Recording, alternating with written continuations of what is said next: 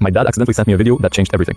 So, I'm 28, living in this tiny 400 square foot studio in Portland with a radiator that barely works. I've been sleeping on the same futon I got off Craigslist when I was 22. My kitchen, it's literally just a hot plate and a mini fridge. But here's the thing, for the past 4 years, I've been sending my parents $2,200 every single month. And I'm not talking about rent or paying back a loan.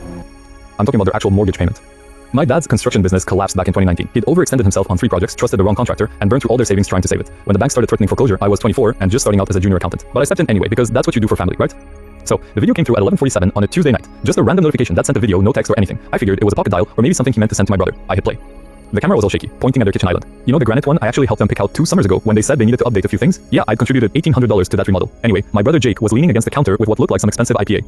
My mom was chopping vegetables, and my dad was sitting on one of their new leather bar stools. Then Jake says, "I'm just saying," she acts like she's doing us some massive favor. My mom didn't even look up from the cutting board. She just goes, "Please, we gave her life. We raised her. This is literally the least she can do."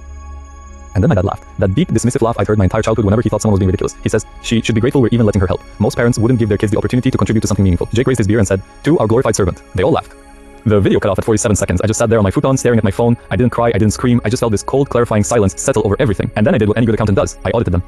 I opened my laptop and logged into their mortgage company's online portal. I'd been making the payments directly through their account for 4 years, so I still had full access. My dad had set it up that way back in 2020, so I could see exactly where the money was going.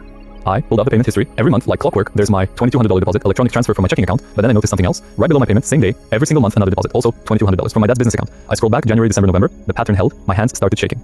And I clicked on the mortgage details tab. Monthly payments required $2,200, not $4,400, just $2,200. They've been taking my full payment and pocketing it while making the actual mortgage payment themselves. I scrolled further back in the transaction history. 18 months, that's when the double payment started. I pulled out my calculator. 18 months times $2,200, $3,939. That was the exact amount they'd stolen from me while I ate ramen and wore the same winter coat for 6 years. Suddenly, everything from the past year and a half clicked into place. My mom's Peloton, she said, was a gift. My brother's sudden ski trip to Aspen. My dad's new truck, he claimed, was a steal from a buddy. They hadn't been struggling. They'd been thriving on my money.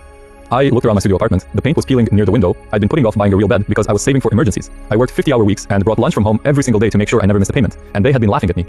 And I went back to my banking app and cancelled the automatic transfer scheduled for next week. Then I opened a new tab and searched theft by deception, Oregon. The definition was clear: intentionally obtaining money through false pretenses with the intent to deprive the owner of said funds. I filed a police report online at 1:30 in the morning. I attached screenshots of the payment history, the mortgage balance, and the video my dad had accidentally sent me. Then I went to bed. 6 days later, my phone rang at 7:15 in the morning. My dad. I let it go to voicemail. He called again and again, 12 times before noon. Finally, I answered. "What the hell did you do?" He was screaming. "The police showed up at our house. Do you understand what you've done to this family?" I stood in my tiny kitchen, staring at my hot plate. "You stole $3,900 from me while I ate instant noodles so you could afford your lifestyle. I didn't do anything to this family, Dad. You did. You're destroying us over money?" "No." I cut him off. "You already destroyed us. I just stopped paying to the cover-up." We hung up. My mom texted 3 hours later. "How could you do this to your own parents?" I blocked her number.